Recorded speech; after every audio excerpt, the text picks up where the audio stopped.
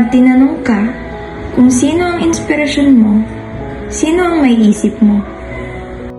Yung mga leader?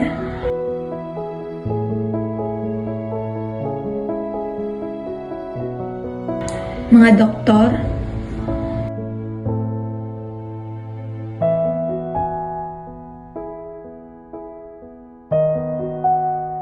Mga may matataas na posisyon?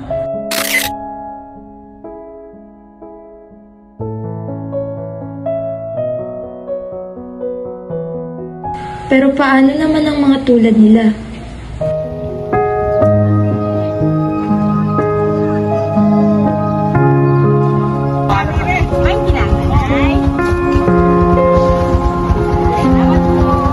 Para sa inyo, sino ang role model ninyo? Para sa akin, Edward si pipiliin sa mamumuno. Para sa akin, si Taylor Swift, malakas na babae. Angel, sino ang role model mo? Si Ma'am Reyes po. Ha?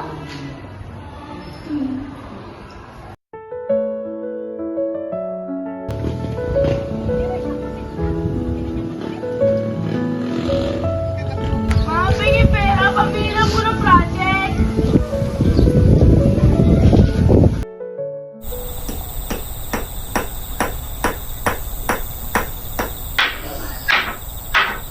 Ma, ba't di mo na lang ipagawa kay kuya yan?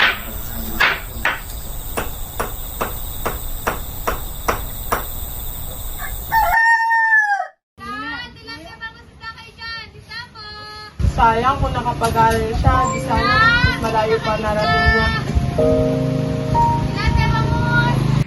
Bakit nga ba iniisip kong mas mababa ang trabaho ni Mama? Eh siya ang bumubuhay sa amin.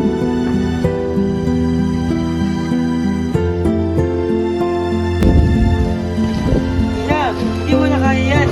Maghanap ka na kaya ng lalaking tutulong sa'yo. Kaya ng iba, kaya ko rin.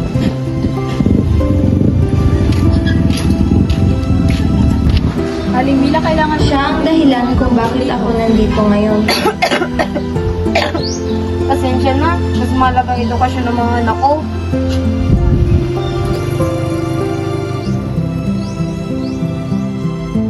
Siya ang nagturo sa akin kung paano maging matibay. Kaya ko to, para sa kinabukasan ng mga anak ko. Dati, akala ko ang inspirasyon ay nasa mataas na posisyon. Pero ang nanay ko, kahit sa palengke nagtatrabaho, siya ang pinakamalakas na babaeng kilala ko. Ma, mahal na mahal kita.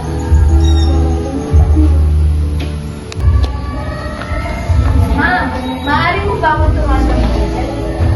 Para mas maraming kababaihan ang aangat sa bagong kaibigan.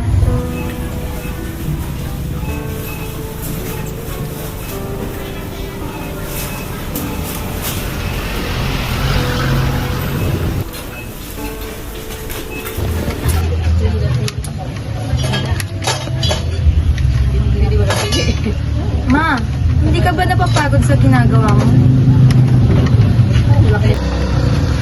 Pag ng trabaho, nakakapagod na. Hindi ibig sabihin nito, wala nitong halaga. Wala pa. Pero yung ibang tao, hindi nila nakikita yun. Dahil minsan, mas pinapansin nila yung trabaho na may profesyon. Pero hindi nila alam kung paano tayo bumubuhay ng pamilya. Sista! Bili na kayo, sista! Galunggong bangus po, si bili na po. Ate, magkano sa pusit? Tutoy lang dyan, bili na, bili na. 20 lang dyan, 20. Bili na po.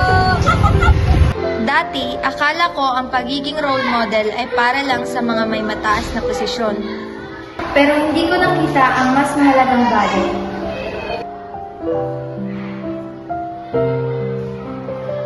Na kahit anong trabaho, basta't ginagawa ito ng may puso at sakripisyo, iyon ang tunay na kahanga-hanga. At iyon ang natutunan ko kay Mama.